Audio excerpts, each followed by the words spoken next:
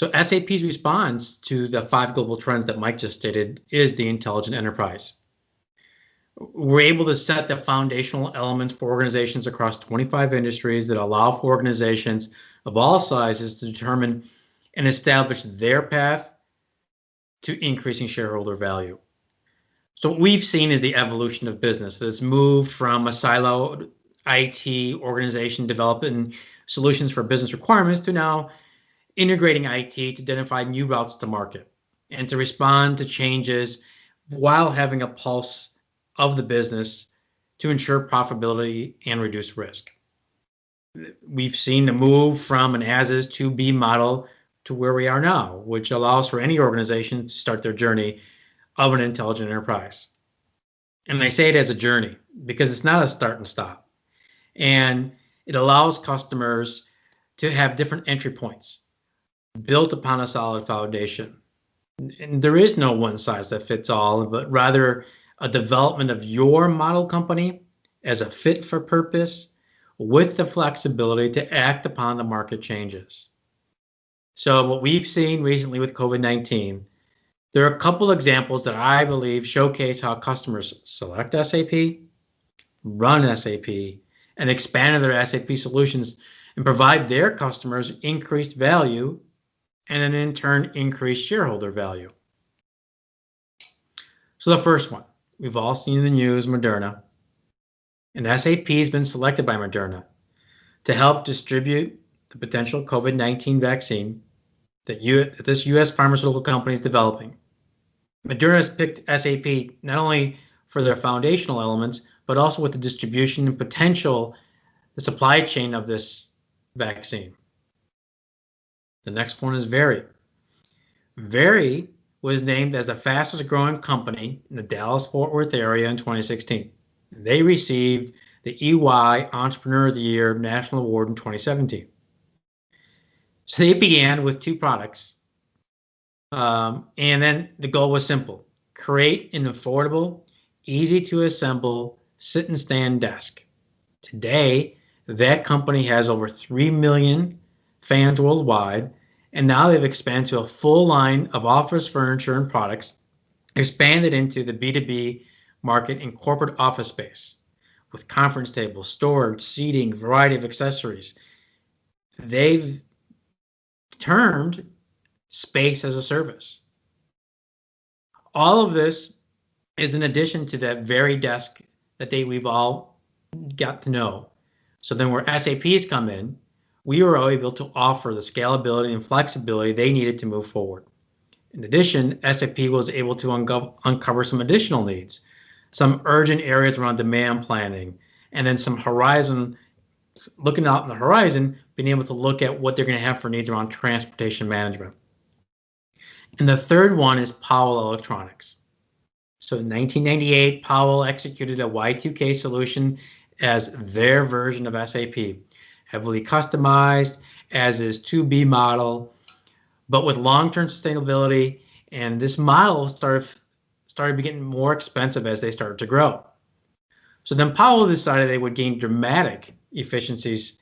And what I mean by dramatic is double their current revenue within 5 years.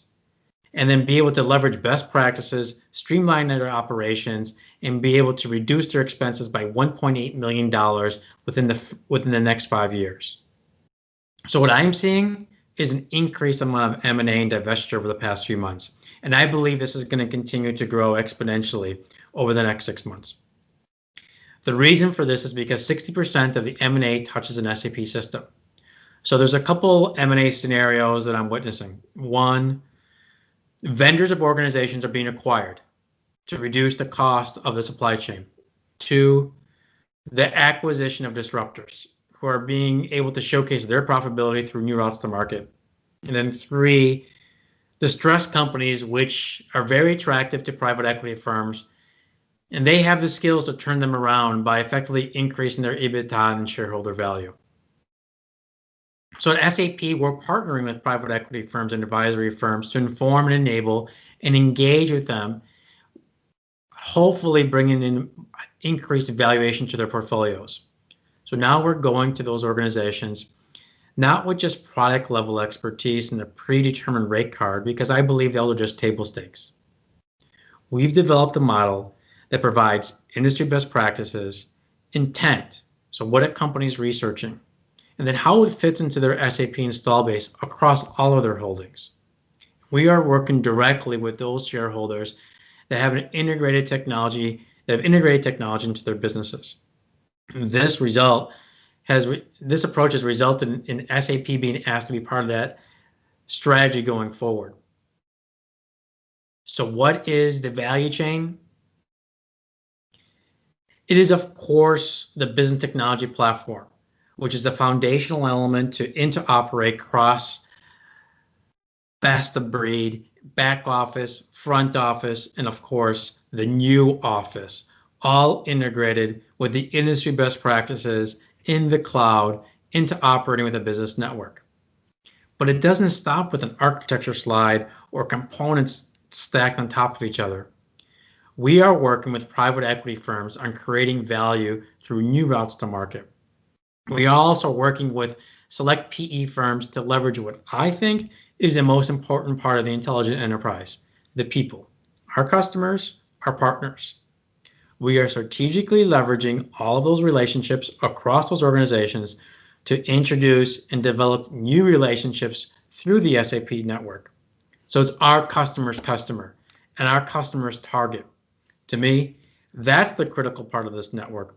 And we're able to give our customers every opportunity and relationship capital as they go to a journey to increase their shareholder value. With these same people, we've developed a new community, the Private Equity Value Network. And it's with private equity firms, portfolio companies, and the larger SAP ecosystems where we're able to exchange ideas, perspectives, and best practices. So the main component of the Private Equity Value Network is the people. So with collaboration of ASUG, America's SAP User Group, the Private Equity Value Network gives unique access and opportunity to identify, recruit, and partner with those individuals. And it's become a great networking opportunity that helps identify future leaders and experienced leaders and showcase the executioners in the market. These are types of talents that every organization is in need of right now, and we're bringing that value in addition to the architecture to increase that shareholder value.